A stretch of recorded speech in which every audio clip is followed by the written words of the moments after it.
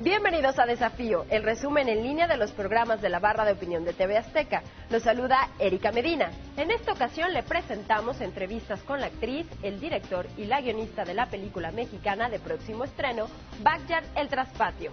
Abordamos la violencia en las escuelas llamadas bullying, las declaraciones del presidente del PAN sobre el reto de las elecciones de este año, las secuelas de la crisis financiera y una entrevista con el autor del libro Miedo a Gobernar.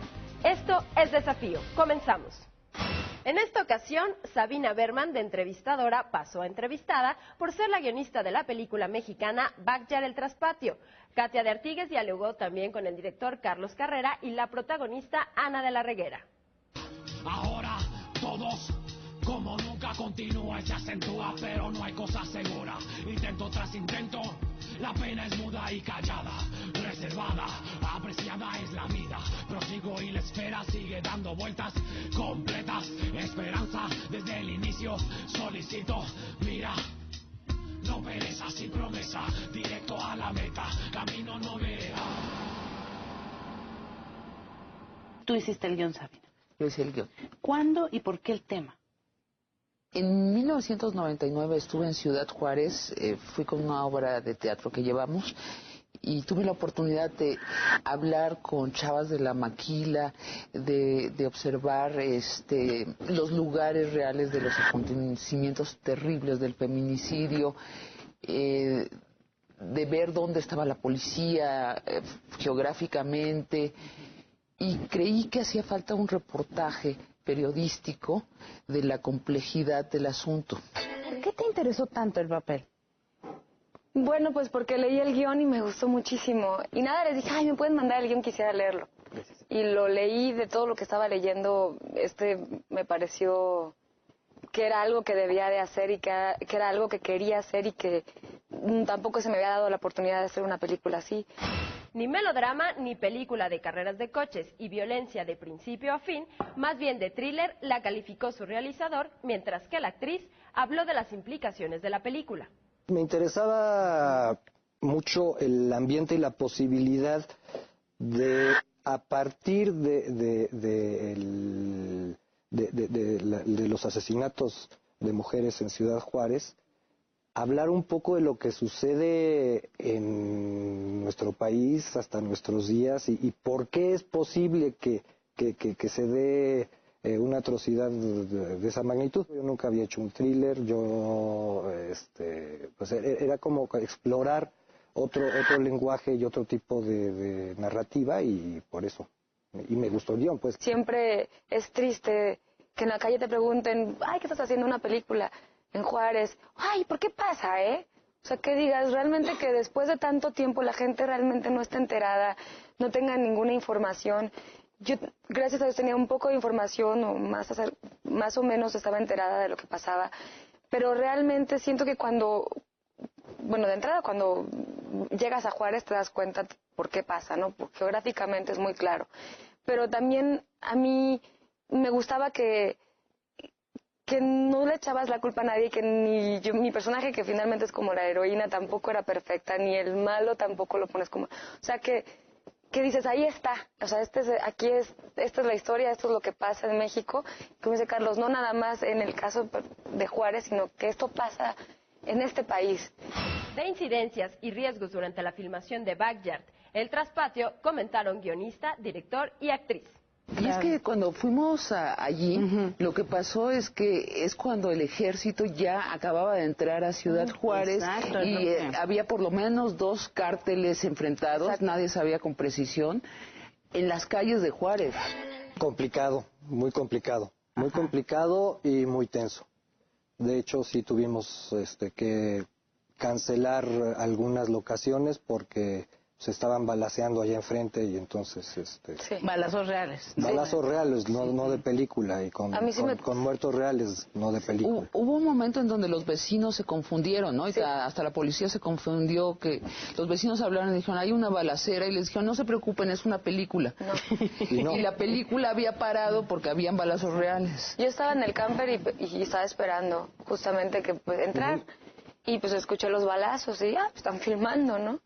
Y de pronto veo llegar a uno de producción con la cara blanca y No, acaba de pasar. El bullying o violencia sistemática en las escuelas es un fenómeno de preocupante incremento en el país. En Reporte 13, Ricardo Rocha entrevistó a los especialistas Paloma Cobo, Romeo Tello y Francisco Escalante. Mira, el término viene de la palabra bully, o bueno, más bien de la palabra bull, que es toro, y entonces se empezó a utilizar haciendo referencia a los niños que intimidaban a otros como que se sentían grandotes, ¿no? Intimidaban a los otros. Embestirlos. Embestirlos. Yo creo que viene un poco de embestir. La manera más frecuente en la Ciudad de México y probablemente en el país es que los alumnos abandonen los colegios. Que de buenas a primeras en las escuelas tengamos padres de familia que llegan a dar de baja a un alumno, no siempre dicen cuál es la razón, y con el tiempo nos vamos encontrando con que ya no toleraba las bromas, los insultos, las amenazas, los golpes, y hay alumnos que padecen esas agresiones cotidianamente, día tras día. Entonces llega el momento en que para un niño o para una niña se vuelve una pesadilla llegar cada mañana a la escuela porque saben que van a insertarse en un escenario donde la vida es demasiado ingrata. ¿Cuáles son los factores que llevan a un niño a esta actitud de destrucción, de agresión sistemática, sobre todo con sus compañeros de entorno en la escuela? Bueno, vamos a decir que todo este tipo de conductas son aprendidas fundamentalmente en el entorno. Primero, pues el contexto social en donde aparece, ¿verdad? Hay ambientes más hostiles unos que otros, hay mayor violencia en unos lugares que en otros. En segundo lugar, bueno, de una manera preponderante, pues todo el factor familiar, ¿verdad? El tipo de relaciones que se establecen, la forma en cómo se dan, lo que ocurre adentro, la hostilidad que se presenta en los miembros. ¿Cómo se gesta un agresor en el bullying? Tiene que ver con yo creo un fenómeno muy complejo. Tenemos nosotros el problema de una sociedad donde no solamente hay más violencia que en otras épocas, se difunde mucho, la prensa le da mucho espacio a la violencia. Yo creo que cualquier niño que viaja a la escuela y su papá lleva un noticiero prendido, escucha la serie de asesinados del día anterior, los desaparecidos, los descabezados. Un estudiante y una madre de familia dieron testimonio de la existencia del problema en las escuelas, mientras que una parte de la solución fue planteada por el secretario de Educación del Gobierno del Distrito Federal, Axel Didrikson. Muchas veces vemos lo que pasa en la sociedad y aunque digamos no me interesa, pues sí nos afecta en nuestro ambiente social porque altera nuestra forma de ver las cosas y de actuar en cuanto a presentar el poder o la fuerza. Salió mi hijo y un compañerito de él me dijo, señora, le pegaron a su hijo. Y él no me dijo nada. El otro niño fue el que empezó a hablar. ¿Usted le preguntó a su hijo si le habían pegado? Sí, y se quedó callado. Y el otro niño me dijo, es que ya le han pegado. Lo tiraron y le pegan. Y ¿Había alguna huella, alguna en su rostro, en su ropa, algo que...? Sí, llegó a tener algún rasguño en el cuello. Y yo ya hablé con él y pues se puso a llorar. Y me dijo que desde el primer día lo habían agredido por ser nuevo.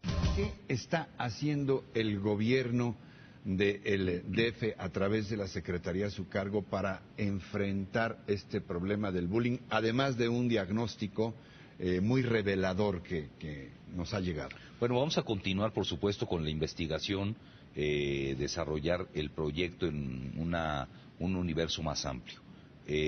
Por otro lado, desde el año pasado hemos tomado medidas para que el entorno de la escuela tenga cada vez mayor seguridad.